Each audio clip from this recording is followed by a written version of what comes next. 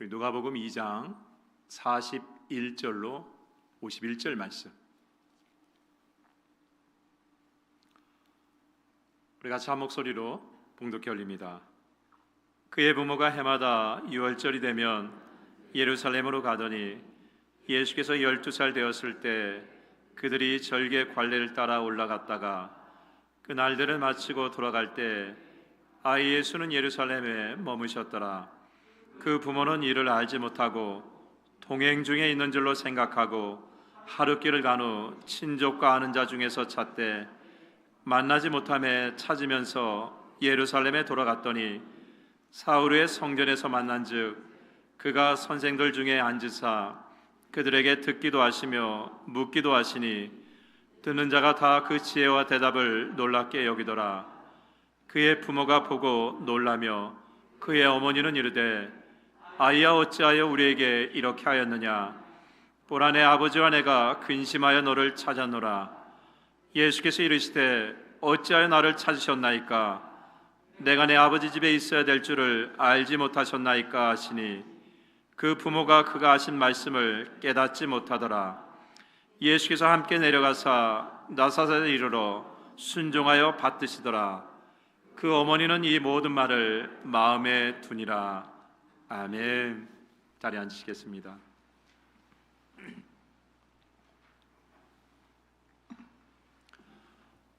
예수님의 말씀과 기적, 치유의 이야기를 나눈 말씀이 복음서입니다. 마태, 마가, 누가, 요한복음을 두면 예수님을 다양한 각도에서 예수님을 우리가 볼 수가 있습니다. 근데 이 복음서가 네 개가 비슷한 것 같지만 약간 좀 달라요. 바라보는 관점과 시점이 약간 다릅니다.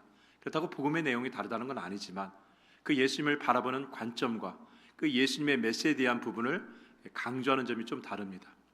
특별히 누가복음은요, 무엇인가를 잃어버리고 무엇인가를 다시 찾는 이야기가 참 많이 나옵니다. 뭔가를 잃어버렸어요. 근데 그걸 다시 찾아요. 이 이야기가 참 많이 나오죠. 누가복음에서는.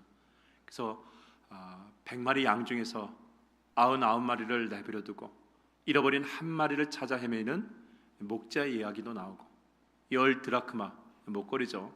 그 10 드라크마 중에서 하나를 잊어버려서 등불을 켜고 찾는 여인의 이야기도 나옵니다. 그리고 우리 잘 아는 탕자, 아베 재산을 탕진하고 이 외국에서 허랑방탕하는 그 아들을 기다리는 탕자의 아버지의 이야기도 누가복음에 나옵니다.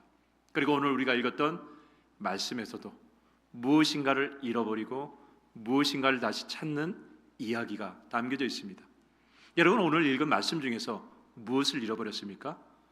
마리아와 요셉의 관점에서 보면 그들이 잃어버린 건 뭡니까? 당연히 12살 먹은 아이 예수를 잃어버렸죠. 참고적으로 6월절 절기가 나면 이스라엘 백성들은요, 예루살렘에 집결을 합니다. 근데 가다 보면은 성전 안에 모든 사람들이 한 곳에 몰리는 것이 아니라 각들이 틀려요.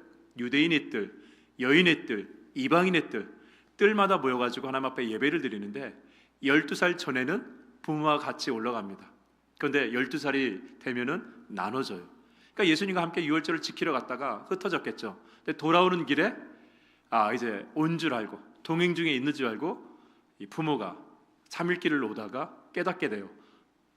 아이를 잃어버렸네. 이게 마리아와 요셉 관점으로 본 잃어버림입니다.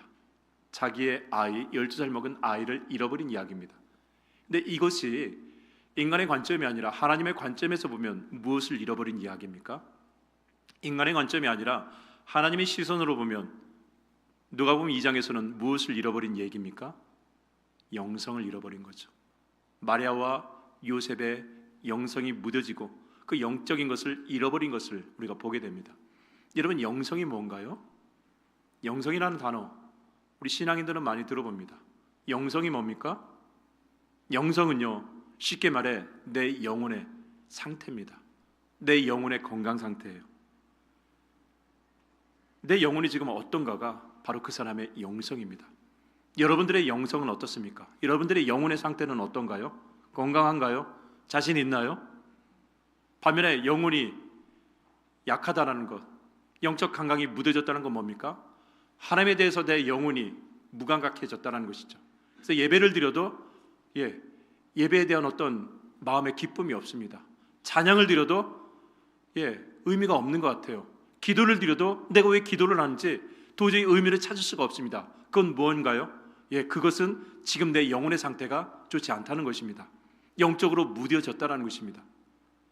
요셉과 마리아가 잃어버린 것은 인간적인 관점으로는 아이 예수지만 영적으로 보면은요, 영적인 감각을 지금 잃어버렸다는 것을 알 수가 있습니다. 우리 누가복음 2장 49절로 50절을 보겠습니다. 내가 내 아버지 집에 있어야 될 줄을 알지 못하셨나이까 하시니 그 부모가 그가 하신 말씀을 깨닫지 못하니라. 예수님이 말씀하셨습니다. 나는 내 아버지 집에 있어야 되는 것이 맞습니다. 그걸 모릅니까? 라고 했을 때 그의 부모가 뭐라고 했습니까? 하신 말씀을 깨닫지 못하였다라고 그랬습니다. 여러분, 마리아와 요셉은요, 정확히 12년 전에 천사로부터 분명한 계시를 받았습니다. 아버지 요셉 같은 경우는요, 꿈속에서 장차 태어날 이 아이가 어떤 아이인지 구원의 메시아라는 것을 이미 분명히 그는 들었고 확신을 했습니다. 아버지 요셉만 그런가요? 마리아도 가브리엘 천사를 통해서 장차 태어날 아이가 얼마나 중요한 아이인지를 가브리엘 천사를 통해서 들었습니다. 그래서 그 얘기를 듣자마자 노래를 불렀어요. 찬양을 불렀습니다. 주께서 나의 비천함을 아시고 나를 높이셨다라고 하면서 찬양을 부르면서 그날 그 감격을 누렸던 사람이 마리아였습니다.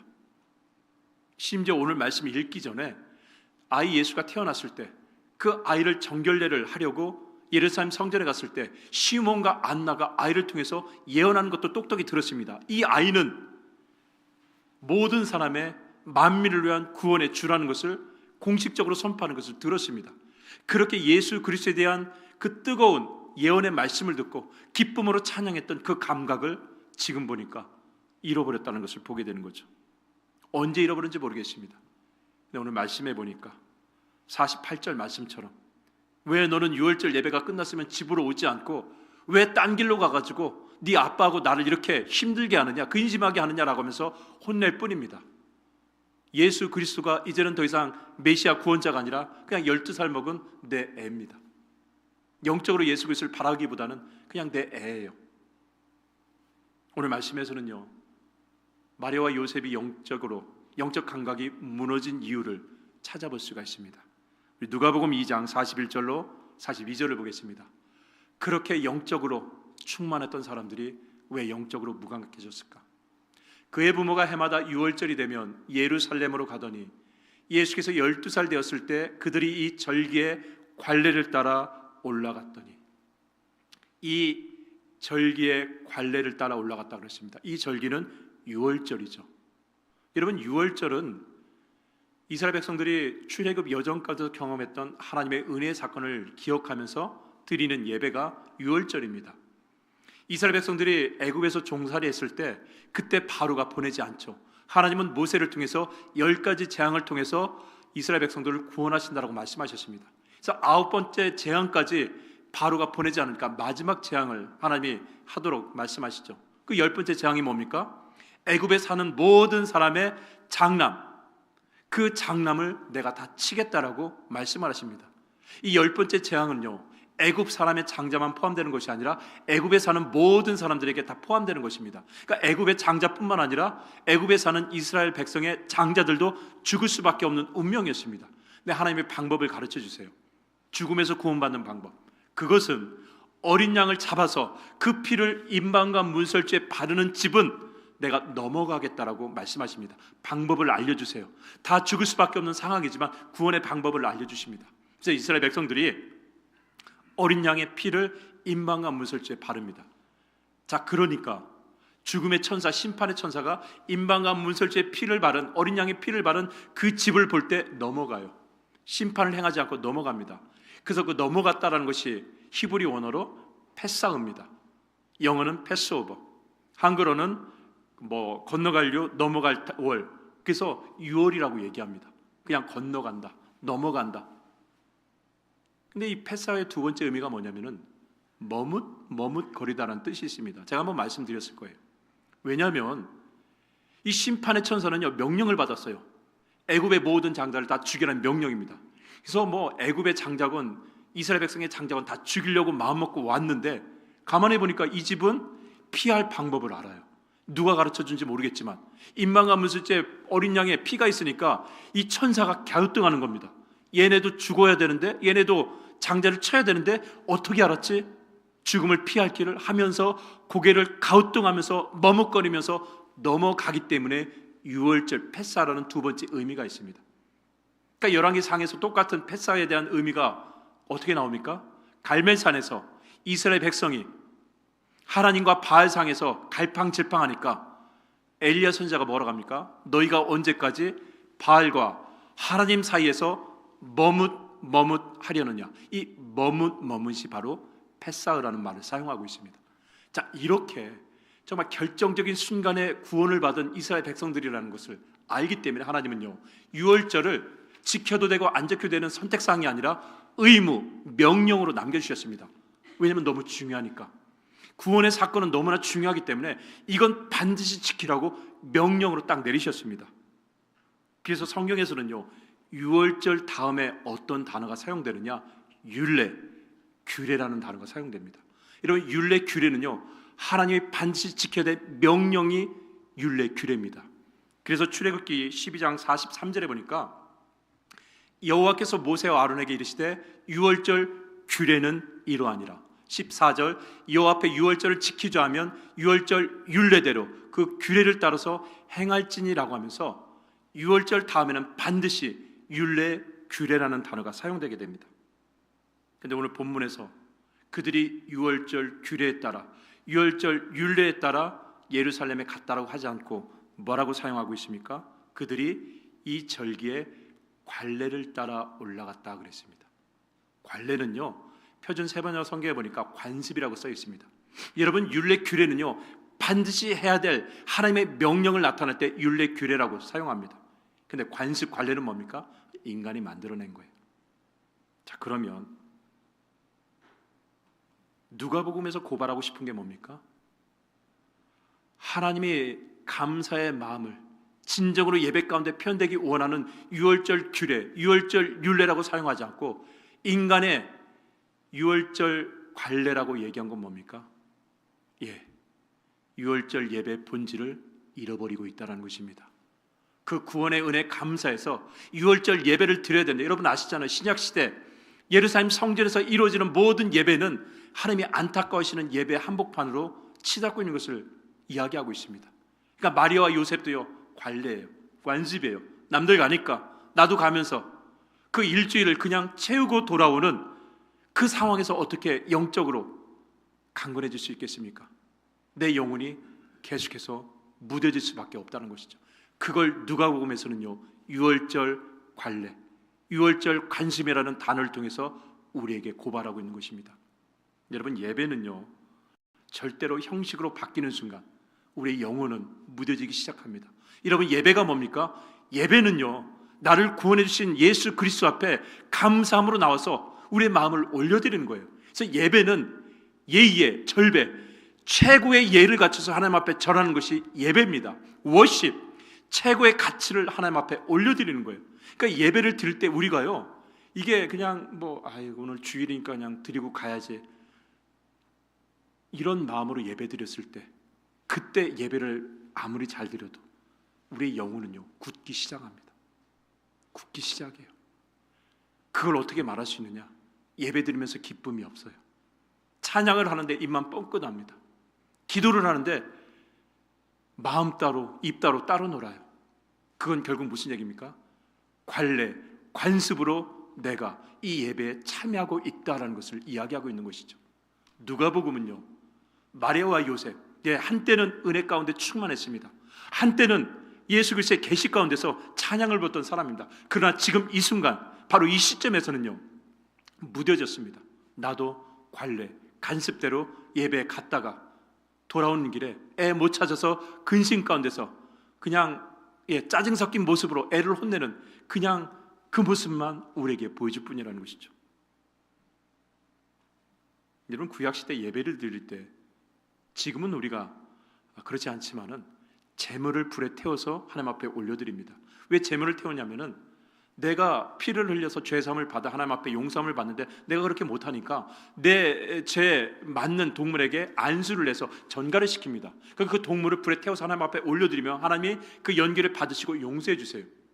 근데 신약 시대는 그렇게 예배를 안 드리죠. 예수 그리스도를 말미암아 이미 죄사함을 받았기 때문에. 그런데 영적으로 보면요, 신약 시대도 그 태워짐의 역사를 우리에게 강조하고 있습니다. 로마서 12장 1절에 보니까 그러므로 형제들아 내가 하나님의 모든 자비하심으로 너희를 권하노니 너희 몸을 하나님이 기뻐하시는 거룩한 산제물로 드리라. 이런 너희가 드릴 영적 예배라 그랬습니다. 여러분, 우리가 구약 시대처럼 사실은 영적으로 태워줘야 됩니다. 왜 태워줘야 되느냐? 여러분, 우리가 일주일을 살면서 우리 안에 얼마나 많은 죄된 얼룩이 우리 가운데 묻어졌습니까? 내가 아무리 믿음을 살려고 해도 이 세상이라는 것이 그렇게 우리를 놔주지 않습니다. 듣는 것마다, 보는 것마다, 생각하는 것마다, 아니 내 안에 올라오는 모든 것들이 사실은 죄의 얼룩이 얼마나 많습니까? 시기, 질투, 음란, 탐심, 그 모든 것들이 내 안에 덕지덕지 묻어있지 않습니까? 그럼 주일날 와가지고 이걸 태우지 않고, 이걸 성령의 능력의 성령의 불 가운데서 태우지 않고 그냥 형식적으로 가면 다시 묻은 것을 묻히고 다시 돌아갈 뿐입니다. 하나님이 원하시는 것은요, 지금 이 예배 자리 가운데서 우리가 전심으로 찬양하고 기도하면서 사모하면서 내 안에 묻어있는 그 모든 얼룩진 것을 다 태워버리기를 하나님은 원하신다는 것이죠. 그런데 이걸 관례대로, 관습대로 그냥 주일 예배 내 삶의 한 스케줄의 하나로 여기고 왔다 갔다 하면 내 안에 어떤 그런 영적인 역사가 있겠습니까? 그냥 왔다 갔다 하면서 내 안에 영적인 부분이 무뎌지고 영적인 부분이 막힐 수밖에 없다는 것이죠. 여러분, 오늘 말씀해 보면요, 유월절 예배가 끝난 다음에 예수님이 하신 모습을 우린 정확히 봐야 됩니다. 예배가 끝나고 다른 사람들은 다 집으로 돌아가는데 예수님은 그러지 않았어요. 그 모습 가운데서 우리의 영적인 부분이 다시 한번 강건하게 바뀔 수 있는 모습을 예수님이 우리에게 보여주고 있습니다. 예수님이 어떻게 하십니까? 모두가 돌아가지만 예수님은 성전에 앉아서 선생들과 말씀을 이야기하고 말씀을 토론을 합니다. 그 말씀에 질문을 던지면서 하나님의 말씀에 대한 어떤 시간을 의도적으로 갖고 계세요. 여러분, 말씀은 듣기만 해서 그래서 내 안에 자리 잡지 않습니다. 그 듣는 것에 대해서 능동적인 반응, 적극적인 반응을 해야 내 영이 꿈틀거리기 시작한다는 것이죠. 예수님이 보여준 모습은 뭐냐? 모든 것이 끝났지만 거기서 끝나지 않았다는 것을 보여줍니다. 여러분, 예배가 끝난 다음에 여러분의 영적인 모든 것이 끝나나요? 아니요. 또 중요한 건 뭡니까? 예배가 끝난 문을 열고 나간 다음부터 적극적으로 능동적으로 내 영혼이 깨어날 수 있도록, 내 영혼이 시들지 않도록, 내 영혼이 강팍해지지 않도록 문을 열고 나가는 순간부터 더 영적인 부분에 우리가 시간을 쏟아야 되는 줄 믿습니다. 제가 예전에 이 엄지발가락이 골절을 당한 경우가 있습니다. 부러졌다고 하죠. 근데 제 몸에 엄지발가락이 부러진 게 얼마나 이게 뭐 큰 대수겠습니까? 근데 병원에 가니까 여기만 깁스하는 게 아니라 오른쪽 전체를 깁스해요. 왜냐면 이거를 잘못 뒤지면은 이게 무리가 가서 발 전체 무리가 간다고 하니까 오른쪽 발 전체를 깁스를 합니다. 그래서 6주를 했어요.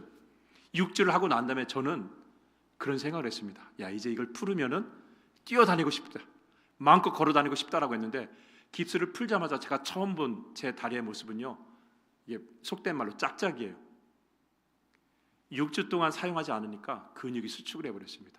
다리 근육이 빠지니까 다리가 완전히 왼발과 오른발이 틀립니다. 그리고 두 번째로요, 제가 놀란 게, 저는 깁스를 풀면 잘 걸을 줄 알았어요. 근데 풀자마자 제가 한 5일 동안 제대로 못 걸어요. 감각을 잃어버린 거예요. 제 생각에는 이것만 풀리면은 뛰어갈 것 같고 마음껏 걸을 것 같은데, 그 6일 동안, 그 6주 동안 깁스를 하고 있는 순간 이쪽 근육과 이쪽 어떤 세포에 대한 감각을 잃어버린 거예요. 그러니까 풀리자마자 제가 뒤뚱뒤뚱 한 5일을 걸어가게 되었습니다. 이러면 인간의 몸이 이런 거예요. 사람의 몸이 그런 것입니다. 쓰지 않으면, 움직이지 않으면, 능동적으로 뭔가 그것을 하지 않으면요, 굳을 수밖에 없어요. 하물며 영혼은 어떻겠습니까? 여러분의 영혼 몸보다 소중하지 않습니까? 그 영혼이 어떤 것에, 영적인 것에 내가 반응하지 않고 능동적으로 움직이지 않으면요, 영혼은 계속 굳을 수밖에 없는 거예요. 영혼은 계속 메마를 수밖에 없다는 것입니다. 영혼이 메말고 영혼이 굳으면 어떻게 되느냐? 하나님에 대한 내 영적인 감각이 무뎌지게 됩니다. 그래서 하나님의 경고를 받아도 대수롭게 여기지 않습니다. 하나님의 축복이 내 앞에 있는데 그게 축복인지 몰라요. 이게 저주인데 이게 저주인지 모릅니다. 왜? 하나님에 대한 영적인 모든 것이 무뎌졌기 때문에 안타까움으로 다가올 수 있다는 것이죠. 영성도 마찬가지입니다. 여러분의 영성이 여러분의 몸 이상으로 중요합니다. 2025년도에는 여러분의 외적인 몸도 중요하지만 여러분의 영혼이 강건해지고 여러분의 영혼이 하나님 앞에 건강하게 반응할 수 있기를 주의 이름으로 간절히 축원합니다. 그러면요, 예배 끝난 다음에가 더 중요해요. 성경을 덮은 다음에가 더 중요합니다. 기도가 끝난 다음에 사실은 더 중요해요. 요셉과 마리아는요, 12년 전 엄청난 하나님의 은혜를 경험했지만 형식적이고 종교적인 그 한복판에서 영적인 모든 것이 굳어지기 시작했다는 것이죠. 그래서 여러분, 예전에 그런 모습을 많이 봤어요. 목회하면서 예전에 그렇게 은혜를 많이 받았어요. 정말 은혜를 많이 받았는데 어느 날 갑자기 교회 나가기 싫다고 얘기합니다. 그런데 그것은 사실은 어떤 문제가 있어서 그런 건 아니죠. 문제가 있죠. 뭐 사람들과의 관계도 그렇고 뭐 하는 일도 안 되고 여러 가지 외적인 문제가 있어요. 그런데 그것은 부수적인 거예요. 정말 문제는 뭐냐? 그 문제를 부딪혀서 이길 수 있는 내 영혼이 약하기 때문에 그렇습니다. 이런 우리가 인생을 살아가다 보면요, 문제는 언제든지 있어요. 크고 작은 문제가 나한테 밀려옵니다. 근데 그 문제에 직면해가지고 내 영혼이 그와 맞서 싸울 수 있는 힘이 없으니까 사실은 무너질 수밖에 없는 것이죠. 두 번째로요, 마리아와 요셉이 잃어버린 것이 또 있습니다. 우리 누가복음 2장 48절을 보겠습니다. 그의 부모가 보고 놀라며 그의 어머니는 이르되 아이야 어찌하여 우리에게 이렇게 하였느냐? 보라, 내 아버지와 내가 근심하여 너를 찾았노라. 그의 부모가 보고 놀라며 그의 어머니는 이르되, 야, 어찌하여 이렇게 해가지고 우리 아빠도 힘들게 하고 엄마도 힘들게 하느냐라고 하면서 꾸중을 내립니다. 여러분, 48절에 예수님을 바라보는 마리아의 감정을 한마디로 뭐라고 표현한 줄 아세요? 48절에 나타난 예수 그리스도에 대한 마리아의 마음은, 마리아의 감정을 섭섭함이라고 얘기하는 것이죠. 섭섭함. 내가 너를 어떻게 키웠는데, 야, 너한테 내가 이렇게까지 했는데 너는 그럼 최대한 이렇게 해야 되는 거 아니야? 라고 하는 그거에 대한 섭섭함. 그 섭섭함이 48절에 우리에게 보여주고 있는 것이죠. 여러분, 이게 마리아만 예수 그리스도에 대한 감정이 아니죠. 우리도 예수 그리스도에 대한 감정이 있죠. 여러분, 예수 그리스도에 대해서 언제 섭섭합니까? 섭섭함을 느끼지 못한다는 것은 이건 심각한 겁니다. 그런 감각도 없다는 건 더 심각한 거예요. 근데 신앙생활 하다 보면 사실 예수 그리스도에 대한 섭섭함이 있어요. 마치 저것처럼 내 기대대로 주님의 어떤 부분이 채워지지 않았을 때, 내가 정말 이렇게 했는데 주님께서는 왜 이렇게 하지 않았을까? 내 기대가 있습니다. 신앙생활 하면서요, 우리는요, 기대가 있어요. 어느 정도 주님이 이렇게 다가오실 거라는, 어느 정도 주님이 이렇게 풀어주실 것이라는, 어느 시점에 와서는 주님이 반드시 역사하실 거라는 기대가 있습니다. 근데 그 기대와 어긋난 모습을 우리가 만나게 되면요, 하나님 앞에 섭섭함이 올라와요. 아니, 도대체 하나님, 적어도 이 정도까지는 그래도 다가오셔야 되지 않습니까? 이 상황에서 풀어줘야 되지 않겠습니까? 라는 섭섭함이 밀려옵니다. 근데 사실 중요한 것은요, 신앙생활의 목적이 사실 저건 아니잖아요. 저건 부수적인 겁니다. 우리 신앙생활의 목적은 하나입니다. 천국에 들어갈 때까지 길 잃어버리지 않는 거예요. 여러분, 천국에 들어갈 때까지요, 얼마나 많은 사단의 공격이 있습니까?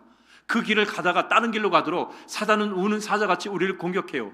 때로는 뭐 물질의 문제, 때로는 뭐 건강의 문제, 때로는 그 수많은 것들을 우리 앞에 갖다 놓은 이유는 한 가지예요. 길 잃어버리라고, 그 장애물 앞에서 돌아가라고. 근데 하나님이 원하시는 건 뭡니까? 그 문제가 있더라도, 그 상황이 있더라도 제발 길 잃어버리지 말고 천국까지 제대로 걸어오라고 하는 것이 바로 신앙의 목적입니다. 여러분, 우리 신앙의 목적이요, 거기까지 가야 되잖아요. 배 타고 가는데 목적지에 가기 전에 옆에 좋은 섬 있다고 배 버려두고 여기서 살면 이게 항해가 온전한 항해가 아니잖아요. 신앙도 마찬가지입니다. 신앙의 본질적인 목적은요, 천국까지 가는 거예요. 세상의 모든 것들은요, 천국에 가지 못하도록 방향을 바꾸도록 수많은 장애물을 우리 앞에 갖다 놓는다는 것이죠. 거기까지 가기 위해서는 결국 뭐가 필요합니까? 영적인 성숙이 필요해요. 영적으로 성숙하지 않으면 맨날 키 돌립니다. 문제 오면 키 돌리고 방향을 맨날 바꿔요. 저기까지 가야 되는데 빙빙 맴돌다가 인생 끝내는 경우가 너무나 많습니다. 그래서 방향을 잡기 위해서 뭐가 필요하느냐? 제대로 된 영적 감각이 필요합니다. 제대로 된 영적인 그 강건함이 우리에게 필요하다는 것이죠. 자, 그러면 어떻게 해야 이 무뎌진 영성을 다시 세울 수 있을까? 우리 누가복음 2장 45절을 보겠습니다. 만나지 못하매 찾으면서 예루살렘에 돌아갔더니, 방법은 없죠. 처음 하나님을 만났고 그 예수 그리스도를 구주로 고백했을 때 여러분 느꼈던 뜨거운 감격, 그 시간, 그 자리로 돌아가도록 최선을 다해야 된다는 것이죠. 여러분, 이게 심플하면서도요 중요합니다. 여러분, 우리가 신앙생활하면서 누구나 신앙의 기쁨을 누렸던 때가 있습니다. 누구나 그때 그 정말 기도하면서 하나님 앞에 받은 그 은혜의 시간이 있습니다. 구원의 감격을 느꼈던 그때가 있습니다. 그때로 돌아갈 수 있도록 우리가 최선을 다해서 믿음으로 살아야 된다는 것이죠. 왜냐하면 그렇게 돌아가려고 했을 때 쉽지가 않아요. 마리아와 요셉은 3일 걸렸습니다. 근데 우리가 그 뜨거움을 회복하기 위해서 어떤 사람은요 3년이 걸릴 수도 있어요. 나에게 구원의 감격을 느끼기 위해서 어떤 사람은 3시간 기도가 그것을 찾을 수 있지만, 모르겠어요, 어떤 사람은요 3달을 기도해도 그 감격을 못 느끼는 경우가 있습니다. 3년을 기도해도 처음 예수 그리스도를 만났던 그 뜨거움을 경험하지 못하고 계속해서 시간이 흘러가는 경우가 있습니다. 근데 중요한 것은요, 그렇게 그 시간을 삼으면서 찾으려고 노력하는 그 자에게 반드시 하나님은 그 기쁨을 불어주신다는 것입니다. 찾지 않기 때문에, 가지 않기 때문에, 두드리지 않기 때문에, 부르짖지 않기 때문에, 그래서 우리의 시간이 늦춰질 수밖에 없다는 것이죠. 여러분, 그렇게 찾으려고 하는 영적인 사모함이요 우리에게 있어야 돼요. 그래야 내가 잃어버린 것이 그냥 잃어버리면서 끝나는 것이 아니라 다시 나에게 더 귀한 것으로 다가올 수 있는 것입니다. 여러분, 예배 드리는 것이 지루하고요, 말씀 읽는 것과 기도하는 것이 무의미하다면 여러분 예수님을 잃어버린 것입니다. 여러분, 예수님 잃어버린 것은요 간단해요. 그냥 재미가 없어요. 기쁨이 없습니다. 읽고 싶지 않아요. 그게 무슨 의미가 있냐고 내 안에서 냉소적인 말투가 나옵니다. 그러면 여러분 진단하세요. 내가 예수님 잃어버렸구나. 내가 예수님 잃어버렸구나. 그때 빨리 정신 차리고 3일이 될지 3시간이 될지 3년이 될지 모르겠지만 부르짖고 찾고 매달리고 어떻게든지 주님을 찾고자 하는 영적인 노력, 그게 우리에게 있어야 될 줄이십니다. 그런 모습 가운데서 하나님이 다시금 그 마음에 기쁨을 주시고 은혜를 주시고 믿음을 주시고 그 영혼을 어루만져 주시는 줄이십니다. 우리가 할 수 있는 것은 뭡니까? 주님 앞에 한 걸음 더 나가고자 하는 믿음의 열망이라는 것이죠. 저는 이 시간 2000년 전 사도 요한 목사님이죠. 그 목사님도 이런 중요한 것을 아마 생각했던 것 같습니다. 그래서 소아시아 7교회 성도들에게 영혼의 중요성, 영혼의 강건함을 놓고 축복했던 말씀의 편지 한 구절을 제가 읽어드리고 오늘 말씀을 마치겠습니다. 요한 3서 1장 2절입니다. 로마의 핍박 가운데서도 가장 중요한 것은 영혼, 그 영혼의 강건함. 사랑하는 자여, 내 영혼이 잘된 같이 내가 범사에 잘되고 강건하기를 내가 간구하노라. 다시 한번 읽어드리겠습니다. 사랑하는 임마누엘 한인연합감육의 모든 성도님이여, 여러분의 영혼이 잘된 같이, 여러분의 영혼이 강건해서 하는 모든 일에 하나님께서 기름 부어주시고 축복해 주시고 평강 주시고 은혜 주셔서 그 모든 삶 가운데서 기쁨이 충만하서 그 영혼이 강건한 같이 모든 일이 다 잘 될 수 있는 2025년도가 되기를 주의 이름으로 간절히 축원합니다. 제발 예수님 잃어버리지 마십시다. 기도합시다. 우리 시간에 같이 눈을 감고 같이 기도하기 원합니다. 예, 알고 있습니다. 지금 예배를 드리면서 내 마음속에 예배에 대한 기쁨이 없는 분도 있는 줄 믿습니다. 때로는 이 예배를 드린다고 기도를 한다고 해서 무슨 내 삶의 변화가 있을 거냐라고 냉소적인 마음을 가진 분이 있을지도 모르겠습니다. 그러나 그 모든 마음 이제 떨쳐버리고 주님, 이제 다시 한번 주님 앞에 한 걸음 나가기 원합니다. 주님 결단하기 원합니다. 더 이상 내 영혼을 방치하지 않겠습니다. 내 영혼이 더 이상 주님 앞에 굳어지지 않고 주님을 바라보며 주님을 찬양하며 주님께 부르짖으며 다시 한번 우리의 영혼이 주님 앞에 한 걸음 한 걸음 더 가까이 갈 수 있도록 강건케 하여 주시옵소서. 우리 시간에 결단의 기도 같이 올려드리도록 하겠습니다. 같이 기도하겠습니다. 살아계신 하나님 아버지, 임마누엘 한인연합감육의 모든 성도님들의 영혼을 붙잡아 주시옵소서. 저들의 영혼에 하나님의 성령이 담벼같이 내리게 하셔서 저들의 영혼이 하나님 향해서 건강하게 반응할 수 있도록 인도하시고, 예배하는 가운데 기쁨을 회복하게 하시고, 기도하는 가운데 하나님의 놀라운 임재를 경험하게 하시고, 찬양하는 가운데 그 마음 중심에 세상이 주지도 알지도 못하는 참 평안을 누릴 수 있도록 하나님 저들의 영혼을 축복하여 주시옵소서. 저들의 믿음을 붙잡아 주시옵소서. 저들의 삶의 모든 내용이 예수 그리스도와 함께 동의하는 삶이 되게 하여 주시옵소서. 세상의 다른 어떤 것을 잃어버린다 할지라도 오직 예수 그리스도만큼은 잃어버리지 않고 늘 함께 믿음으로 통해하는 우리 임마누엘 한인연합감육의 모든 성도님이 다 될 수 있도록 축복하여 주시옵소서. 사랑하는 임마누엘 한인연합감육의 모든 성도님들의 영혼이 잘된 것 같이 범사에 잘되고 강건하게 축복하여 주시옵소서. 이들의 영혼을 다시 한번 어루만져 주시고 붙잡아 주시고 인도하여 주시옵소서. 그러신 하나님을 찬양하며 예수 그리스도의 이름으로 기도 올리옵나이다. 아멘. 우리 다 함께 일어나셔서 하나님의 약속, 하나님의 축복, 우리 송구 영신 예배 때 축복했죠. 민수기 6장 24절로 26절 하나님의 축복을 우리 같이 찬양으로 고백하며 기도하고 마치겠습니다.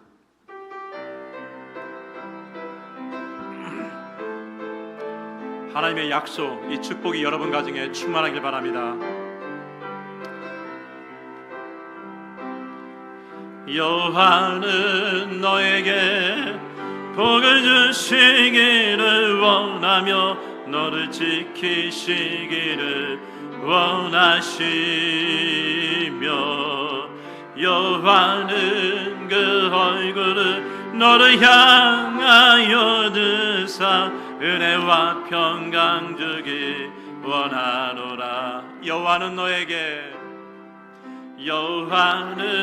너에게 복을 주시기를 원하며 너를 지키시기를 원하시며,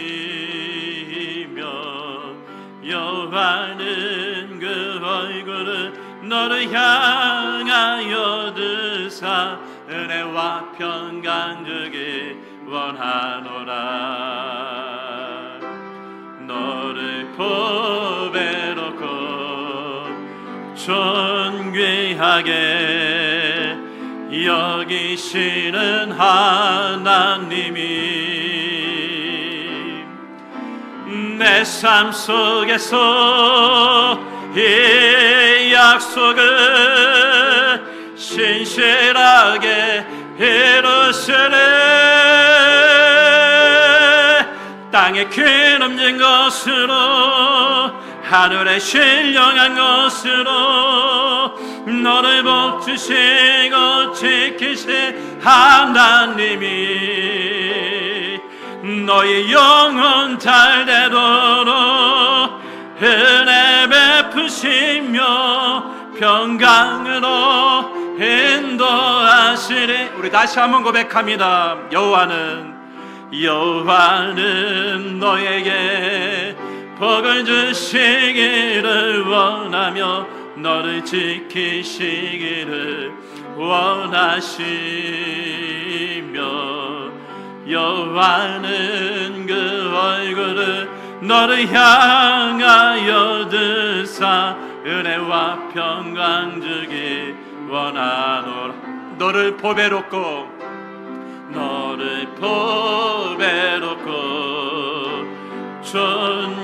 존귀하게 여기시는 하나님이 내 삶 속에서 이 약속을 신실하게 이루시리. 땅에 기름진 것으로 하늘에 신령한 것으로 너를 복주시고 지키신 하나님이 너의 영혼 잘되도록 은혜 베푸시며 평강으로 인도하시리. 지금은 민수기 6장 24절로 26절 말씀대로 하나님이 복 주시고 은혜 주시면서 삶의 모든 부분을 평강으로 인도하시기 원하는 우리 임마누엘 한인연합감교회 모든 성도들 머리 위에 성부, 성자, 성령님이 늘 함께 하시고 보호하시기를 간절히 축원하옵나이다. 아멘.